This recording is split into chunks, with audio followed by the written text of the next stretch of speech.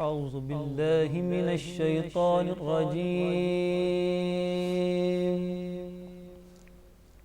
بسم الله الرحمن الرحيم.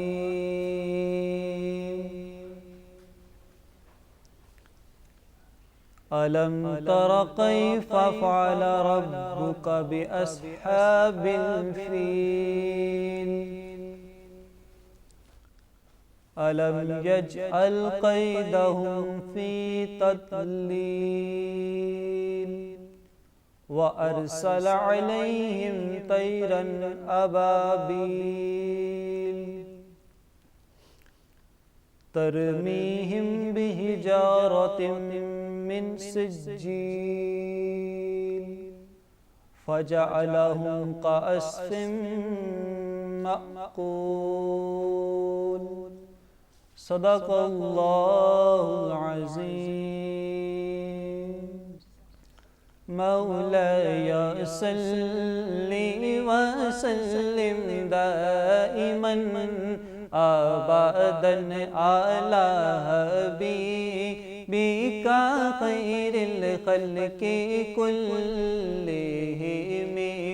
مولاي صل وسلم دائما ابدا على حبيبك خير الخلق كلهم. هو الحبيب الذي ترجى شفاعته. هو الحبيب الذي ترجى شفاعته لكل حول من الأحوال مقتحم. مولاي صل وسلم دائما أبدا على حبيبك خير الخلق كلهم. میرا ہر سانس ان کی آہٹوں کے ساتھ چلتا ہے. میرا ہر سانس ان کی آہٹوں کے ساتھ چلتا ہے. میرا ہر سانس ان کی آہٹوں کے ساتھ چلتا ہے. میرے دل کے دھڑکنے کی بھی وہ رفتار سنتے ہیں. مولاي صل وسلم دائما ابدا على حبيبك خير الخلق كلهم. جہاں بھی ہو وہیں سے دو صدا سرکار سنتے ہیں. جہاں بھی ہو وہیں سے دو صدا سرکار سنتے ہیں.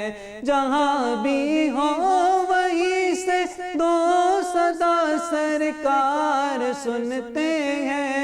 سرے آئینہ سنتے ہیں, پسے دیوار سنتے ہیں. مولاي صل وسلم دائما ابدا على حبيبك خير الخلق كلهم. يا ربي بالمصطفى بلغ مقاصدنا. يا ربي بالمصطفى بلغ مقاصدنا. يا ربي بالمصطفى بلغ مقاصدنا. يا ربي بالمصطفى بلغ مقاصدنا. واغفر لنا ما مضى يا واسع الكرم. مولاي صل وسلم دائما ابدا على حبيبك خير الخلق كلهم. سبحان اللہ سبحان اللہ سبحان اللہ۔ بسم اللہ الرحمن الرحیم۔ السلام علیکم ناظرین، ریڈ نیوز کی خصوصی افطار ٹرانسمیشن حسن رمضان میں میں ہوں آپ کی میزبان مہوش چودھری اور ہمارے ساتھ ہیں جانزیب خان۔ یقیناً آپ لوگ ٹھیک ٹھاک ہوں گے، خیریت سے ہوں گے اور ماشاءاللہ سے آپ کا رمضان بہت اچھا جا رہا ہوگا، اور امید کرتے ہیں کہ آپ سب کو اپنی دعاؤں میں بھی یاد رکھتے ہوں گے، کیونکہ کہتے ہیں کہ دعاؤں میں بڑی طاقت ہوتی ہے۔ جہاں آپ اپنے لیے دعا کریں وہاں دوسروں کو بھی اپنی دعا میں لازمی یاد رکھا کرے۔ عشرہ رحمت گزر چکا ہے، پتہ بھی نہیں چلا، اور آج دوسرا عشرہ سٹارٹ ہو چکا ہے، اور اتنی تیزی سے رمضان گزرتا جا رہا ہے کہ ہم جتنی بے صبری سے اس کا انتظار کر رہے ہوتے ہیں اتنی ہی جلدی یہ رمضان گزر رہا ہے، لیکن وقت ہمارے پاس بہت کم ہے۔ جتنی جلدی ہو سکے اپنے گناہوں کی معافی مانگے، اپنے اللہ کے حضور گڑ گڑائیں، دعا کریں کہ اللہ پاک ہم سب کی بخشش فرمائے۔ اور ہم بہت گناہ گار ہیں، اور شاید اسی وجہ سے اللہ پاک نے ہمیں ایک آزمائش میں ڈالا ہے، جس آزمائش کا نام ہے کووڈ-19، جس کی ایک ویو کے بعد دوسری، اب تیسری آتی جا رہی ہے، اور سچویشن دن بدن جو ہے وہ کرٹیکل ہوتی جا رہی ہے۔ تو یہ ایک بڑا ہی خوبصورت سا مہینہ ہمیں نصیب ہوا ہے کہ ہم اس مہینے میں اپنے گناہوں کی معافی مانگ سکیں۔ کیوں جازب؟ بالکل، یہ بات بالکل درست فرمائی مہوش نے کہ یہ مہینہ بڑی مشکلوں سے آتا ہے، اور جب یہ آتا ہے تو بڑی ہی تیزی سے ہمارے ہاتھوں سے نکل جاتا ہے، اور جیسے کہ مہوش نے بتایا کہ پہلا عشرہ کب گزرا، کیسے گزرا، پتہ ہی نہیں چلا، کتنے گناہ شاید کر دیے، کتنے گناہ شاید بخشوا دیے، کچھ سمجھ نہیں آئی۔ اور ایسا نہ ہو کہ یہ 30 دن بھی گزر جائیں، ایسا نہ ہو کہ ہم ہاتھ ملتے رہ جائیں، ایسا نہ ہو کہ برسنے والی جو رحمتیں ہیں وہ ہمارے جھولی سے کہیں دور چلی جائیں۔ خدا نہ کرے کہ وہ وقت آئے جب ہم خدا کی طرف دیکھیں اور خدا منہ پھیر لے، اس سے پہلے کہ وہ منہ پھیرے ہم اس کی بارگاہ میں جاتے ہیں۔ ان دنوں کا، ان لمحوں کا، ان سیکنڈز کا بھی استعمال کرتے ہیں، اپنے اللہ کو راضی کرتے ہیں، اپنے رب کو اس ماہ اس سے گڑ گڑا کے معافی مانگتے ہیں۔ وہ تمام گناہ کردہ یا نہ کردہ جو ہم نے کیے، جو ہم سے ہوئے، ان سب پہ یا رب ہمیں معاف فرما، اس پوری امت کو معاف فرما، اس کووڈ-19 سے ہم سب کی جان چھڑا دے اور زندگی کو واپس اپنے پیروں پہ کھڑا کر دے۔ بالکل، اور یہ تو ایک اتنا اچھا مبارک مہینہ ہمیں مل گیا ہے کہ ہم جتنا ہو سکے اس سے مانگ لیں، جتنا ہو سکے اپنی جھولیاں بھر لیں، وہ دینے والا ہے۔ وہ کہتے ہیں تو مانگ میں دوں گا۔ ہمیں مانگنے کا طریقہ نہیں آتا، لیکن وہ دینے والا بالکل وہ دینے والا ہے، اور جھولیاں بھر کے دیتا ہے۔ تو ہمیں اللہ کے حضور گڑ گڑا کے اس سے مانگنا چاہیے، اور اسپیشلی اپنے گناہ کی معافی مانگنی چاہیے کہ اللہ پاک ہم سب پہ اپنا رحم فرمائے۔ اور آج ہمارے بڑے اچھے معزز مہمان جنہوں نے ہمیں جوائن کیا، اور آج ہم جاننے کی کوشش کریں گے اسپیشلی منافقت کے حوالے سے جازب، کیونکہ ہم بڑا نیکی کی طرف آتے ہیں کہ ہم تو بڑی نیکی کر رہے ہیں، بڑے ہم پاکیزہ بندے ہیں، لیکن ہمارے دلوں میں کہیں نہ کہیں منافقت جو ہے وہ برقرار رہتی ہے۔ تو اس کی کیا وجوہات ہیں، کیا ہے کہ ہم اس ایون مبارک مہینے کے اندر بھی ہمارے دلوں میں منافقت جو ہے وہ برقرار ہے، وہ نہیں جاتی، اور جبکہ روزہ ہمیں جس چیز کی تلقین کرتا ہے، جن عبادات کی طرف ہمیں لے جاتا ہے، اپنے آپ کو جس طرح پاک صاف رہنے کی جو تلقین کرتا ہے، ہم کیوں اس کو اڈاپٹ نہیں کر پاتے، اس پہ آج ہم بات کریں گے۔ اور منافقت کے بارے میں میں بتاؤں کہ یہ انسانی دیمک ہے، بالکل ایسے، یہ انسان کے دل میں اگر لگ جائے تو یہ انسان کے ضمیر کو، اس کی روح کو کھوکھلا کر دیتی ہے، اور آپ کو پتہ ہی نہیں چلے گا کہ کب آپ بے ضمیر ہو گئے، کب آپ کی روح کھوکھلی ہو گئی، کب آپ دنیا کے ہاتھوں میں کھلونا بن گئے۔ تو اس رب کے حضور جائیں اور اپنی اس عادت کو ختم کریں۔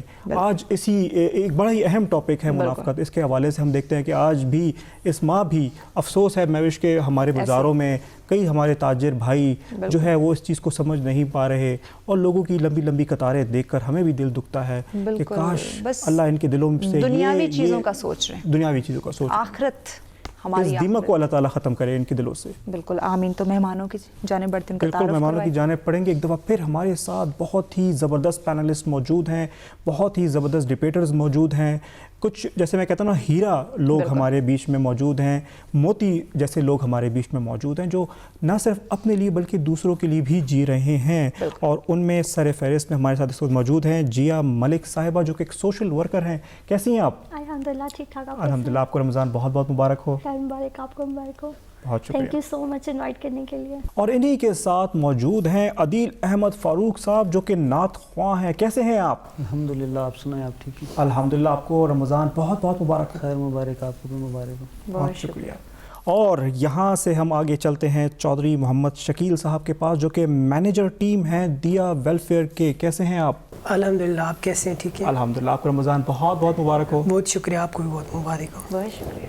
اور انہی کے ساتھ تشریف فرما ہے محمد اخلاق الخیری صاحب جو کہ ایک اسلامک اسکالر ہیں ماشاءاللہ. کیسے ہیں سر آپ؟ الحمدللہ. آپ خیریت سے؟ الحمدللہ. آپ کو رمضان بہت بہت مبارک ہو. خیر مبارک. آپ کو بھی مبارک ہو. بہت شکریہ آپ تمام مہمانوں کا، آپ نے ہمیں جوائن کیا اور اپنے ان خوبصورت مہمانوں سے باتوں کا سلسلہ اس کو آگے بڑھاتے ہیں. اور آگے بڑھانے سے پہلے ہمیشہ جازب ہمیں کیوں کہا جاتا ہے کہ بریک، اور وہ بھی اتنے خوبصورت مہمانوں کے بیچ میں. ایگزیکٹلی. اور جب اتنی خوبصورت سی باتیں سٹارٹ ہونے لگتی ہیں تو فوراً سے کہا جاتا ہے جی بریک کا ٹائم ہو گیا. تو یقیناً بریک بھی بہت زیادہ ضروری ہوتا ہے. تو آپ لوگوں نے کہیں نہیں جانا، دیکھتے رہیں حسن رمضان. ملتے ایک شارٹ بریک کے بعد.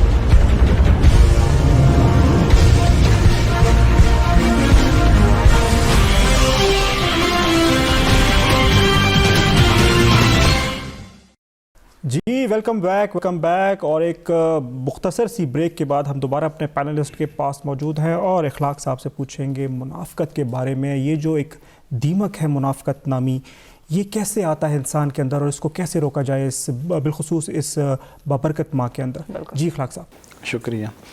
بسم اللہ الرحمن الرحیم. منافقت ایک قلبی کیفیت کا نام ہے اور ایک طرز عمل ہے. منافقت اور نفاق کی دو قسمیں ہیں. ایک ہے نفاق اعتقادی اور دوسرا ہے نفاق عملی. نفاق اعتقادی کا تعلق انسان کے عقیدے اور اس کی فکر کے ساتھ ہے. اور اس اعتبار سے اگر دیکھا جائے تو انسان کی 3 کیٹیگریز ہیں. ایک مسلمان ہے اور دوسرے کافر ہیں اور تیسرے منافق ہیں.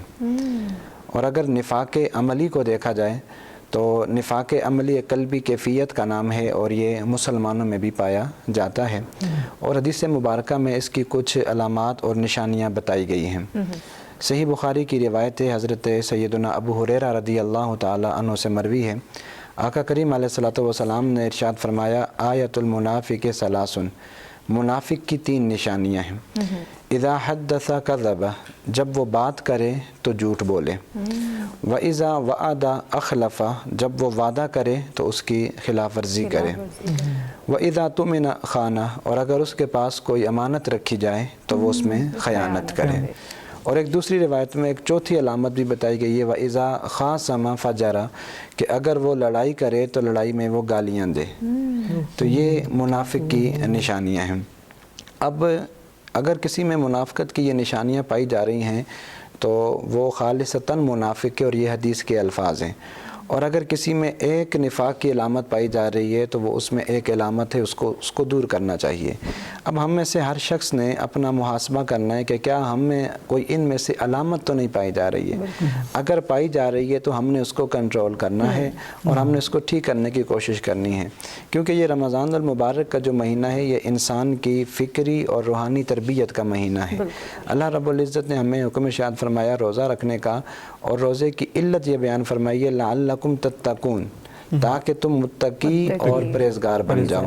تو روزہ ایک عمل ہے اور اس کا جو نتیجہ ہے وہ ہمارے سامنے متقی اور پرہیزگار بننا ہے. وہ اسی صورت میں ہوگا کہ جب ہم روزہ کو اس طرح رکھیں گے کہ جس طرح روزہ رکھنے کا حق ہے.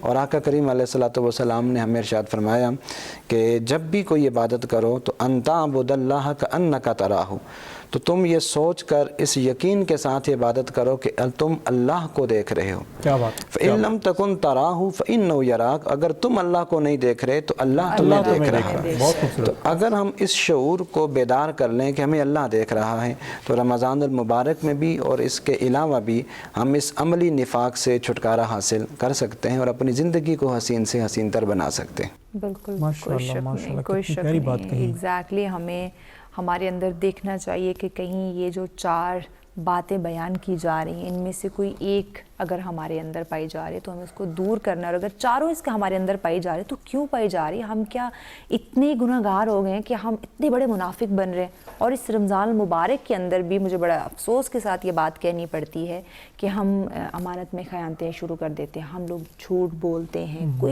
کوئی ایسا موقع ہاتھ سے جانے نہیں دیتے. اور ہمارا کیا ہوتا ہے, روزہ ہوتا ہے, ہم بات کریں تو نہیں ہم تو روزے دار ہیں, ہم نے تو روزہ رکھا ہوا ہے, ہم تو کوئی غلطی کر نہیں سکتے. تو ہمیں ان چیزوں سے چھٹکارا حاصل کرنا ہے. دوسرا میں یہ سمجھتا ہوں کہ اس وقت ہمارے جو ناظرین ہیں ان کو ایک بہت ہی زبردست میسج دیا گیا ہے کہ یہ 4 وہ ایلیمنٹس ہیں.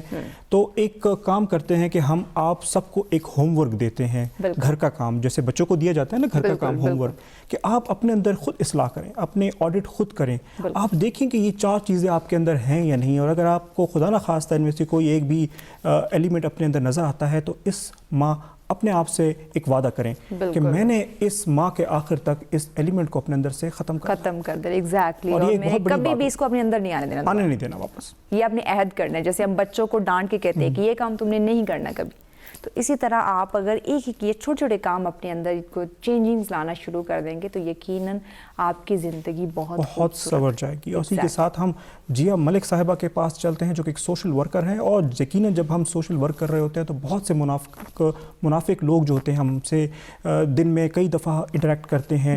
تو کیسے مینیج کرتی ہیں ایسے لوگوں کو آپ؟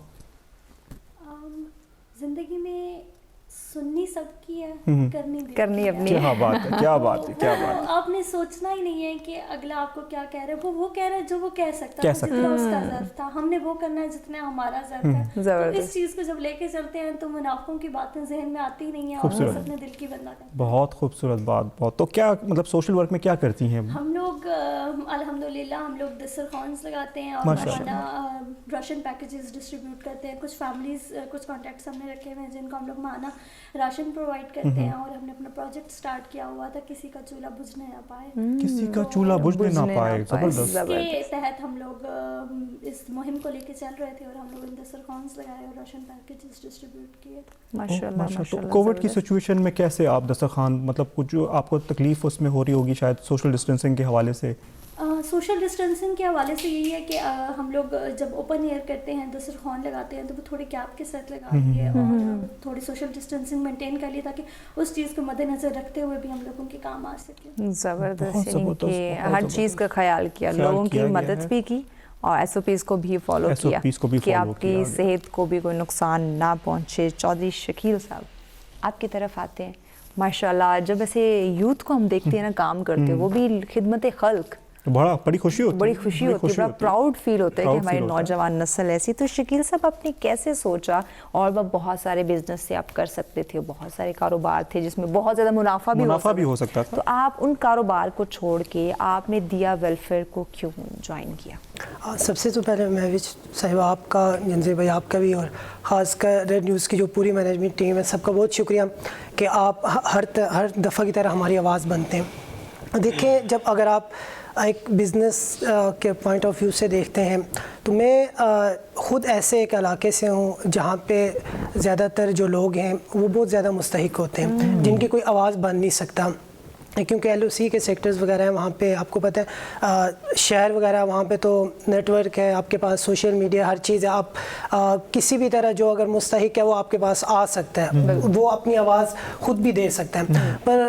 کچھ ایسے سیکٹرز ہوتے ہیں جیسے آپ کشمیر کے یا بارڈرز ایریا جو ہوتے ہیں, وہاں پہ لوگ نیٹ ورک نہیں ہے ان کے پاس, کچھ بھی نہیں ہے, تو وہ بیچارے جو سفید پوش لوگ ہوتے ہیں وہ ان تک جو ان کا حق ہوتا ہے وہ بہت مستحق ہوتے ہیں, پر ان کا حق نہیں پہنچ سکتا. تو یہ چیز دیکھ کے میرے دل میں ایک خود خیال آیا, کیونکہ میں خود ایک ایسی فیملی سے ہوں, ہمارے اپنے آس پاس اتنے لوگ ہیں جو بہت زیادہ مستحق ہوتے تھے. وہی پہلے وہیں سے سٹارٹ کرتے ہوئے اور الحمدللہ میں یہ چیز بہت فخر سے کہہ رہا ہوں کہ ابھی بھی جو میں کرتا ہوں نا، میرے ساتھ زیادہ جو ہیلپ کرتے ہیں وہ میرے اپنے فیملی ممبرز ہی ہیں. اور میرے پاس کوئی کیس آتا ہے، کچھ بھی ہوتا ہے، تو میں سب سے پہلے میرے آس پاس جو اپنے فیملی ممبرز ہوتے ہیں میں ان سے اس کو لے کے جاتا ہوں، ان سے ڈیل کرتا ہوں، انہیں یہ ساری چیزیں ان کے سامنے رکھتا ہوں.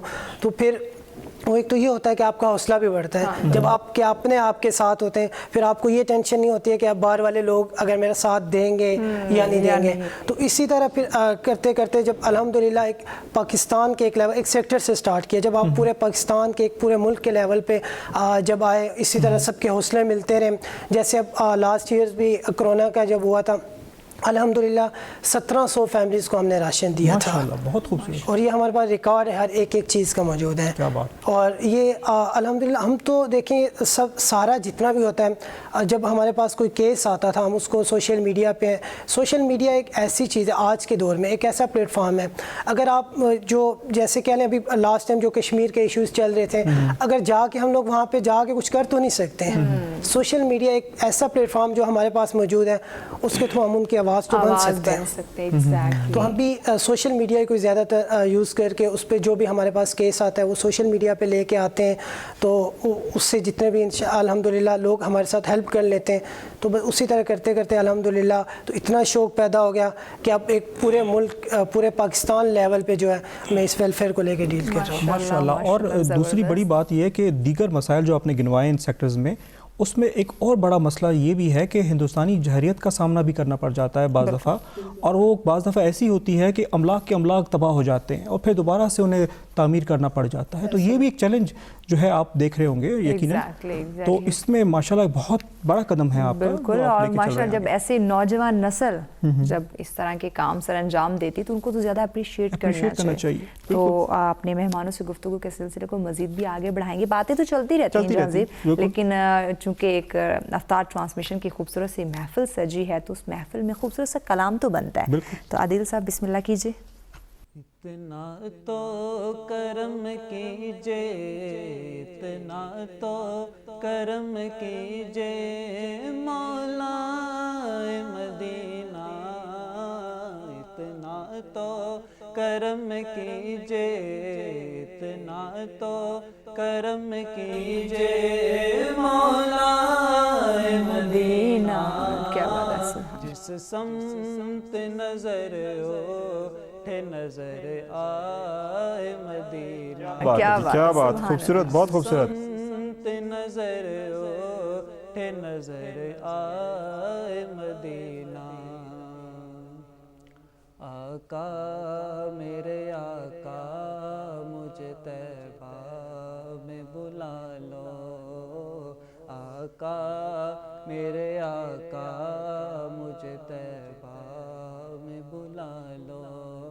آقا میرے آقا مجھے طیبہ میں بلا لو. آقا میرے آقا مجھے طیبہ میں بلا لو. سونے نہیں دیتی ہے، سونے نہیں دیتی ہے تمنا مدینہ. کیا بات ہے، سبحان اللہ، ماشاءاللہ. سمت نظر اٹھے نظر آئے مدینہ. ایک ساغر مخمور مجھے ایسا عطا ہو، ایک ساغر مخمور مجھے ایسا عطا ہو. ایک ساغر مخمور مجھے ایسا عطا ہو.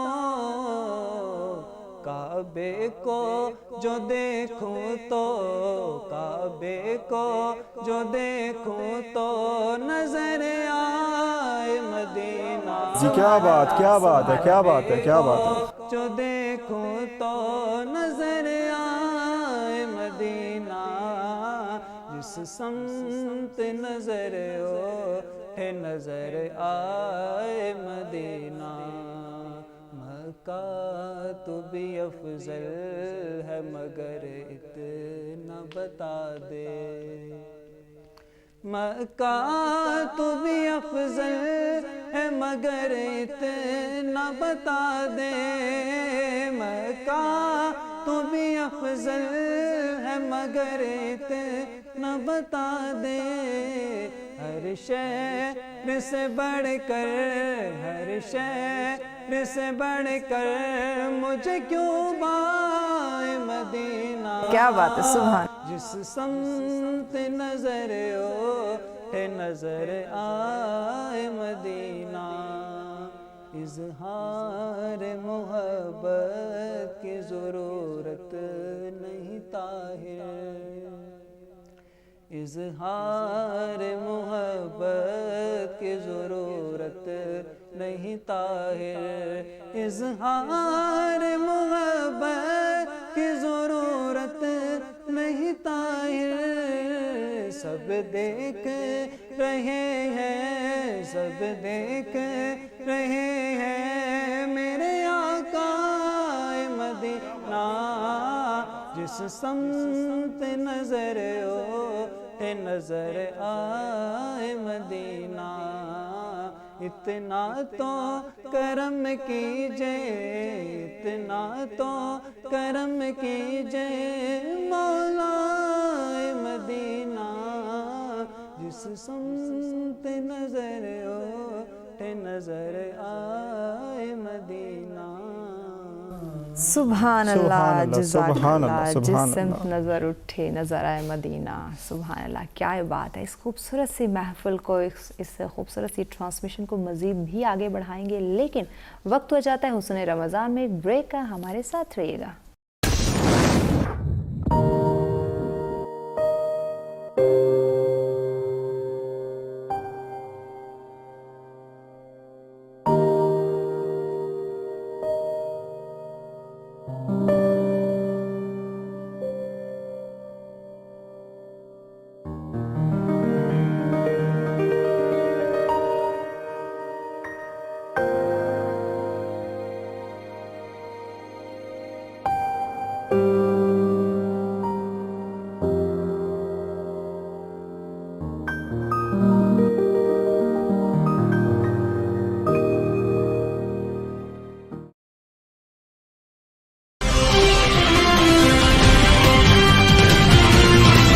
جی ویلکم بیک، ایک دفعہ پھر اتنی خوبصورت محفل کو چھوڑ کے جانے کا دل تو نہیں تھا، مگر بریک بھی ضروری ہے، اور بریک سے واپسی میں ہم چاہیں گے کہ ہم اخلاق صاحب کے بعد ایک دفعہ پھر سے جائیں اور جانیں کہ منافقت کے حوالے سے جو آج کل ہم دیکھ رہے ہیں ہمارے بازاروں میں، ہمارے تاجر میں، ہمارے دیگر معاملات میں، اس کے حوالے سے ہمارا مذہب ہمیں کیا سمجھاتا ہے؟ بسم اللہ الرحمن الرحیم۔ اس حوالے سے عرض یہی ہے کہ منافقت ایک طرز عمل کا نام ہے، اور افسوس اس بات کا ہے کہ ہم لوگ اس کو پہچان نہیں سکے اب تک کہ نفاق ہے کیا ہے۔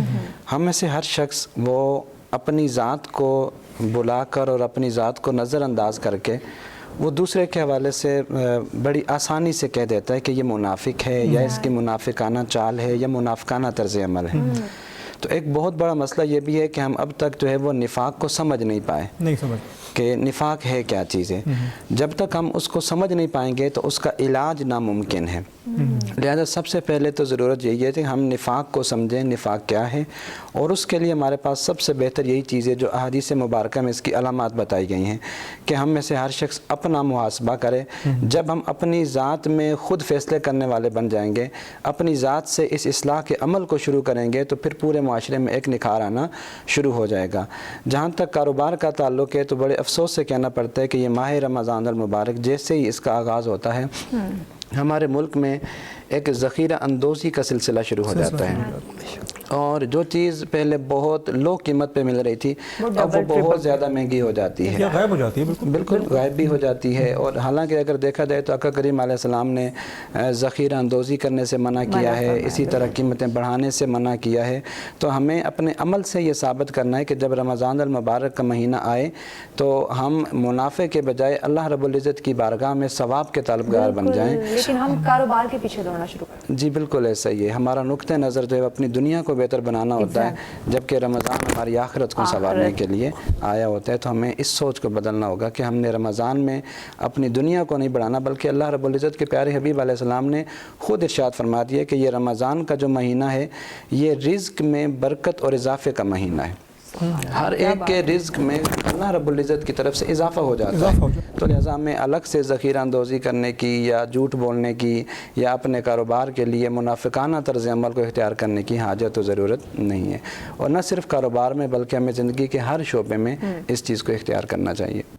اور یقیناً ہم نے جب دیکھا شروع کے کچھ دنوں میں, جب رمضان کے بالکل شروع کے کچھ دن تھے, تو ہم نے دیکھا اخلاص صاحب کہ لائنیں لگی چینی کے لیے اور لوگ ہاتھوں پہ انگوٹھوں پہ نشانے لگا رہے تھے.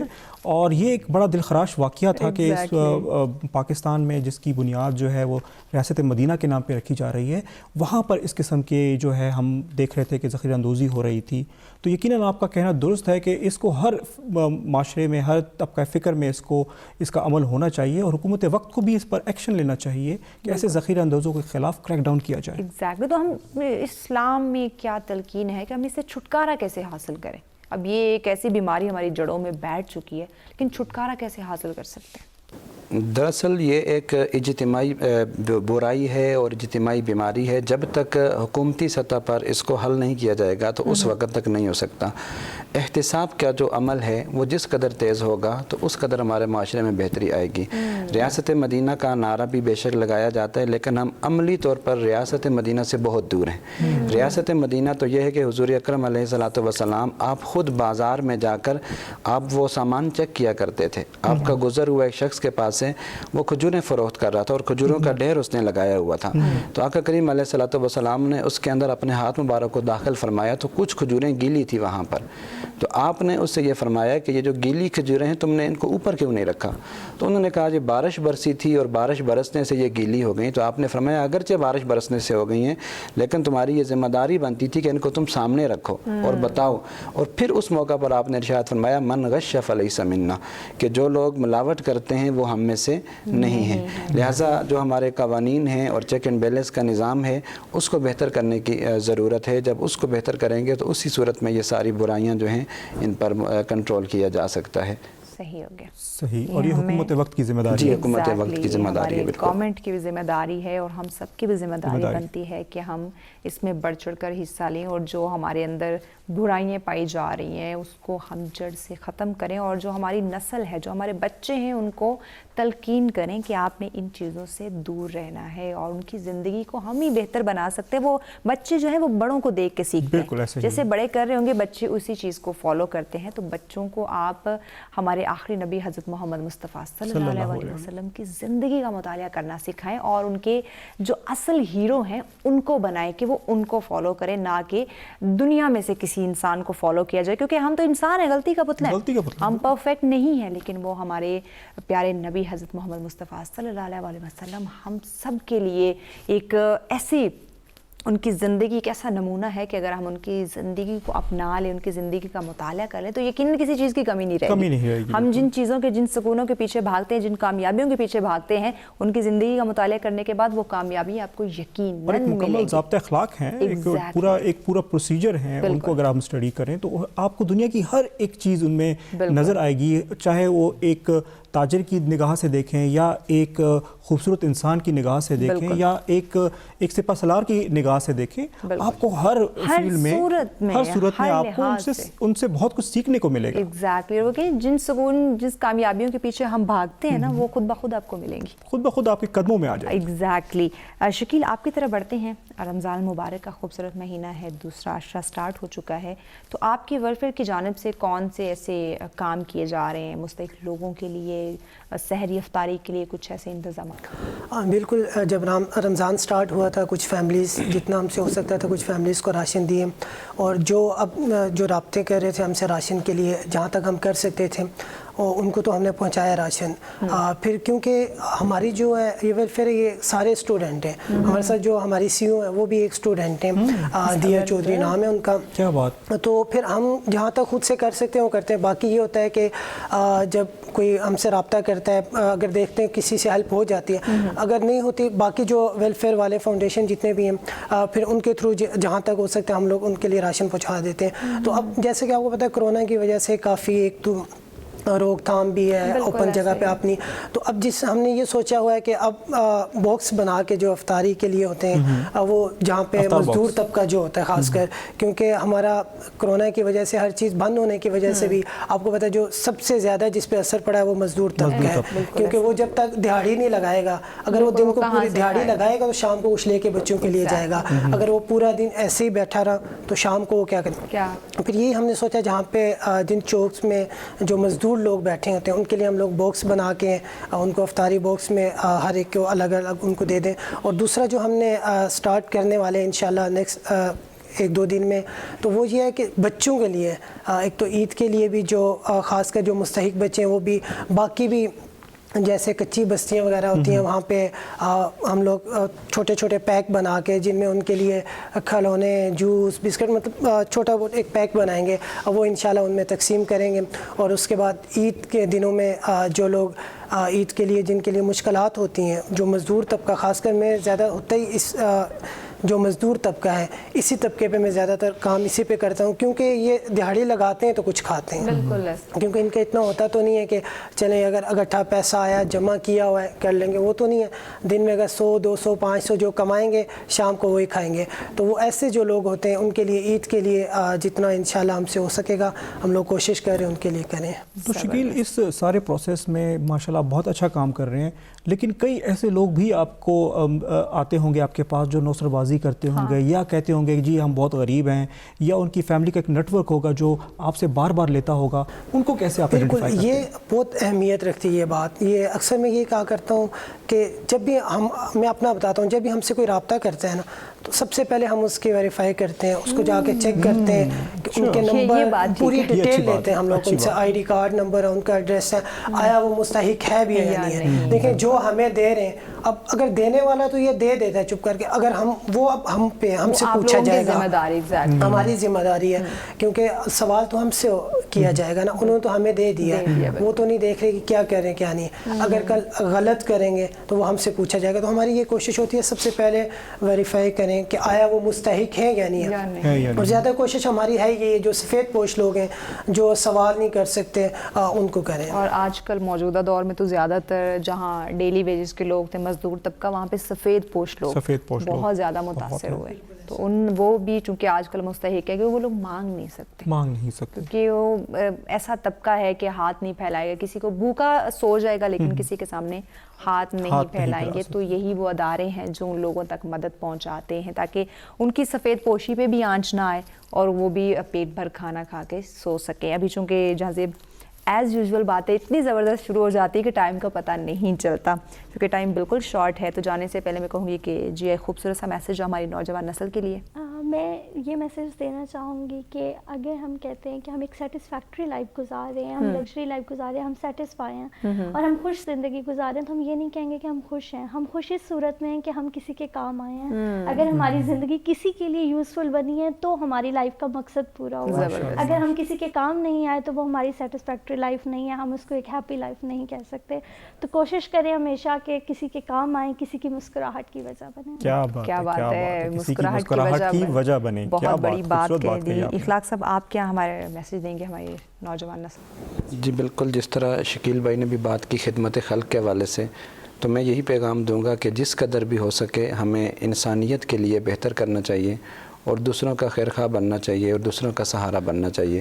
آقا کریم علیہ السلام نے بھی ارشاد فرمایا کہ لوگوں میں سے بہتر وہ ہے جو لوگوں کے لیے بہتر ہے, اور یہی اسلام کا مقصد ہے اور یہ اسلام کی تعلیمات یہی ہیں کہ انسانیت کے لیے بہتر کیا جائے. جو ایک انسان کی جان بچاتا ہے وہ انسانیت کی جان بچاتا ہے. تو ہمیں انسانوں کے لیے بہتر سوچنا ہے. جب ہم انسان کے لیے بہتر سوچیں گے تو اللہ تعالیٰ ہمارے لیے آسانیاں پیدا کرے گا. بے شک کوئی شک نہیں. شکیل آپ کا کیا میسیج ہے؟ میرا تو یہی ہے, کیونکہ خدمت خلق کے حوالے سے کہ آپ اگر خود سے پیٹ بھر کے کھا رہے ہیں اور آپ کے پڑوسی یا آس پاس کوئی بھوکا ہے تو یقین کریں کہ وہ کیا، اگر میں یہ کہتا ہوں اگر آپ سکون چاہتے ہو تو جو خدمت خلق مطلب جو ضرورت مند لوگ ہیں ان کی مدد کریں. اپنے جہاں پہ آپ اپنا چولہا جلا رہے ہیں اور ساتھ آپ کے پڑوسی کا اگر چولہا بجھا ہوا ہے تو اس کا کیا فائدہ، تو اپنے ساتھ ساتھ دوسروں کا بھی خیال رکھیں. بہت اچھی بات ہے کہ جان زیب آپ کیا کہنا چاہیں گے؟ بالکل، میں تو یقیناً یہ باتیں خوبصورت باتیں سن کر خود بھی بہت زیادہ ایموشنل ہو گیا ہوں، موٹیویٹڈ بھی ہو گیا ہوں کہ یقیناً ہمیں اپنے ارد گرد ضرور دیکھنا چاہیے. ہمارے ارد گرد بہت سے ایسے لوگ ہیں جو مانگ نہیں سکتے، جو سوال نہیں کر سکتے، جن کی عزت نفس ان کے سامنے آ جاتی ہے. تو یہ ہمارا آپ کا فرض ہے کہ ہم خاموشی سے ان کے پاس جائیں. اور جیسے کہ میرے نبی نے بھی فرمایا کہ جب تم نیکی کرو تو ایک ہاتھ سے دوسرے ہاتھ کو علم نہ ہو کہ تم نے نیکی کی ہے. تو اسی حوالے سے ہم سب کو بڑھ چڑھ کے ان تمام لوگوں تک پہنچنا چاہیے، ان تمام لوگوں تک خود جانا چاہیے، بغیر ان کے کہے، بغیر ان کے مانگے، ان کے ہاتھ میں تھما دینا چاہیے. کیونکہ میرے رب کہتے ہیں کہ اے بندے میں تجھ سے اپنے حقوق تو معاف کر دوں گا مگر بندے کے حقوق معاف نہیں کروں گا. بندے کے حقوق تبھی معاف ہوتے ہیں جب بندہ خود دل سے آپ کو معاف کرتا ہے. تو اس ماہ لوگوں کی معافی لیں، لوگوں کو راضی کریں. اب جب روز لوگوں کو راضی کریں گے تو یقین مانیں آپ کا رب خود بخود راضی ہو جائے گا. اس میں ایک چھوٹی سی چیز ایڈ کرنا چاہوں گا. جب سفید پوش لوگوں کی، میں جو بھی دینے والے ہیں ان سب سے یہ ریکویسٹ کروں گا جب آپ دے رہے ہوتے ہیں نا، خاص کر جو سفید پوش لوگ ہوتے ہیں ان کی عزت کا ضرور خیال کیا کریں. دیکھیں ہم یہ بالکل ٹھیک ہے ہم تصویر بنا رہے ہیں، جو بھی ہیں جو آپ چیز دے رہے ہیں اس کی بنائیں، اس کو بے شک آپ سامنے لے کے آئیں، پر جس کو دے رہے ہیں اس کی عزت نفس کا ضرور خیال رکھیں. بہت اچھی انہوں نے بات کہی. دیکھیں ہم مستحق لوگوں کی مدد تو کرتے ہیں لیکن اس میں دکھاوا جو ہم کرنا شروع کر دیتے ہیں اس مدد کا کوئی فائدہ نہیں رہتا. کیونکہ وہ لوگ جو مدد کے مستحق ہیں وہ مجبوراً آ جائیں گے آپ کے سامنے آپ کی ہیلپ لینے کے لیے، لیکن جو آپ ان کی ہیلپ کر رہے ہوں گے اللہ کے حضور وہ قبول نہیں ہوگی. کیونکہ وہ جو بندہ لے کے جا رہا ہوگا وہ پتہ نہیں کتنا بے بس اور کتنا مجبور ہوگا. تو ان کی مجبوریوں کا فائدہ مت اٹھائیں. آپ اللہ کی رضا کے لیے ان کی مدد کریں، اللہ کی رضا کے لیے لوگوں کے کام آئیں، اللہ کی رضا کے لیے دوسروں کی خوشیوں کی وجہ بنیں، نہ کہ ان کی مجبوری سے فائدہ اٹھائیں. خوش رہیں، خوشیاں بانٹیں. دوبارہ آپ لوگوں سے ملاقات ہوگی سیم ٹائم پہ. ابھی دیجیے اپنی میزبان مہوش چودھری کو اجازت اور جانزیب خان کو بھی اور ریڈ نیوز کی پوری ٹیم کو اپنی دعاؤں میں یاد رکھیے گا. لیکن جانے سے پہلے عدیل صاحب سے خوبصورت سا اختتامی کلام سنیں گے. جی بسم اللہ کیجیے. شاہ امام احمد رضا خان فاضل بریلوی رحمۃ اللہ علیہ کا دعائیہ کلام ہے بہت ہی خوبصورت. چمک تجھ سے پاتے ہیں سب پانے والے، چمک تجھ سے پاتے ہیں سب پانے والے. میرا دل بھی چمکا دے چمکانے والے، میرا دل بھی چمکا دے چمکانے والے. تو زندہ ہے واللہ، تو زندہ ہے واللہ، تو زندہ ہے واللہ، تو زندہ ہے واللہ. میرے چشمے عالم سے چھپ جانے والے، میرے چشمے عالم سے چھپ جانے والے. میرا دل بھی چمکا دے چمکانے والے. حرم کی زمین اور قدم رکھ کے چلنا، حرم کی زمین اور قدم رکھ کے چلنا. ارے سر کا موقع ہے او جانے، کیا بات ہے، کیا بات ہے، کیا بات ہے، کیا بات ہے. ارے سر کا موقع ہے او جانے والے. میرا دل بھی چمکا دے چمکانے والے. رضا نفس دشمن ہے دم میں نانا، رضا نفس دشمن ہے دم میں نانا. کہاں تم نے دیکھے ہیں چندرانے والے، کیا بات ہے جی، کیا بات، کیا بات، کہاں تم نے دیکھے ہیں چندرانے والے، میرا دل بھی چمکا دے چمکانے والے۔ سبحان اللہ، سبحان اللہ، جزاک اللہ، سبحان اللہ۔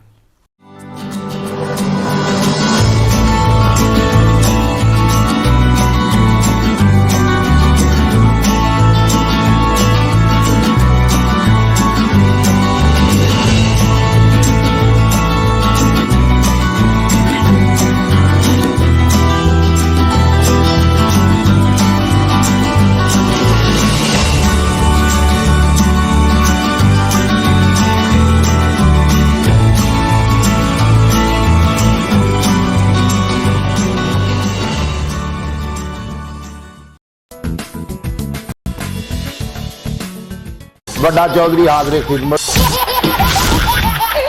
ਮੈਂ ਚੌਧਰੀ ਹਾਂ ਹੈ ਖਿਲਾ ਦੇਵਾਂ ਮੈਂ।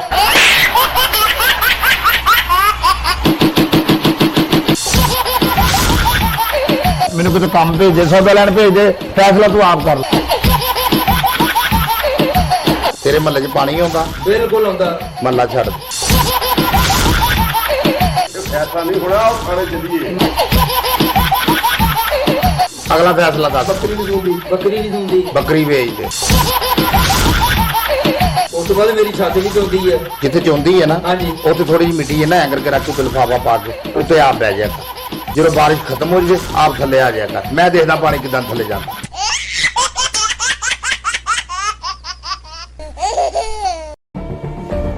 जुल्म सितम की ये दास्तां बहुत पुरानी है। हर दौर में हलाकू, टीपू, सिकंदर ने एक तारीख लिखी है।